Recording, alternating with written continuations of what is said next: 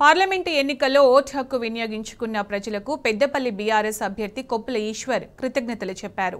Godavari Khani BRS party కార్యాలయంలో మాట్లాడిన కొప్పుల ఈశ్వర్ 7 నియోజకవర్గాల్లో తనకు సహకరించిన పార్టీ శ్రేణులకు, నేతలకు ధన్యవాదాలు తెలిపారు.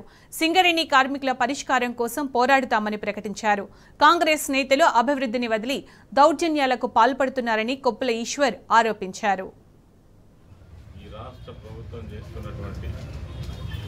అఘాయిత్యాలు కావచ్చు, దౌర్జన్యకాండ కావచ్చు, అధికారులను అడ్డం పెట్టుకొని మరి ఆ పక్షం పైన రకరకాల కుట్రలు కుతంత్రాలతో నాయకుల మీద కక్ష సాధింపు చర్యలు కావచ్చు, అదేవిధంగా ప్రజలకు ఇచ్చినటువంటి ఏవైతే 6 గ్యారంటీలతో పాటు 420 హామీలు ఏవైతే ఉన్నాయో వాటిని నెరవేర్చేంత వరకు మరి ఈ ప్రభుత్వాన్ని తప్పకుండా ప్రశ్నిస్తాం, ప్రజల పక్షాన నిలబడతాం, మా గొంతుక వినిపిస్తాం. అదేవిధంగా పార్లమెంట్లో సైతం తెలంగాణ యొక్క అస్తిత్వం, ఆత్మగౌరవం కోసం మరి పోరాటం చేస్తామనే విషయాలు ఏవైతే మేము ప్రజలకు చెప్పినామో తప్పకుండా వాటిపైన దృష్టి సాధించి మరి వాటి సాధన కోసం పనిచేస్తామని సందర్భంగా మనవి చేస్తూ, మరి ముఖ్యంగా సింగరేణి కార్మికులకు సంబంధించినటువంటి ఐటీ ఎగ్జామ్షన్ ఏదైతే ఉందో దానిపైన ప్రత్యేకమైన చర్య తీసుకుంటాం.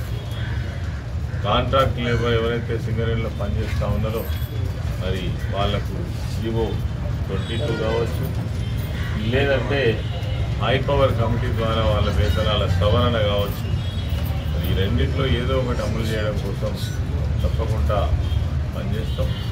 అదేవిధంగా ఇక్కడ ఏదైతే గోదావరి ఖని కావచ్చు, చెన్నూరు, బెల్లంపల్లి, మంచిర్యాల, పెద్దపల్లి, ధర్మపురి మరి మంత్రి ప్రాంతాలలో ఏవైతే అభివృద్ధి పనులు ఆగిపోయి ఉన్నాయో ప్రజల సౌకర్యార్థం కోసం వందల కోట్ల నిధులు వెచ్చించి ఆ రోజు శాంక్షన్ తీసుకొచ్చి జీవోలు తీసుకొచ్చి మరి ప్రజలకు సౌకర్యం చేద్దామనే ఉద్దేశంతో ఆగిపోయినటువంటి ఆ ప్రాజెక్ట్స్ ఏవైతే ఉన్నాయో వాటిని ఖచ్చితంగా కంటిన్యూ చేయాలని డిమాండ్ చేస్తాం ప్రజల కోసం.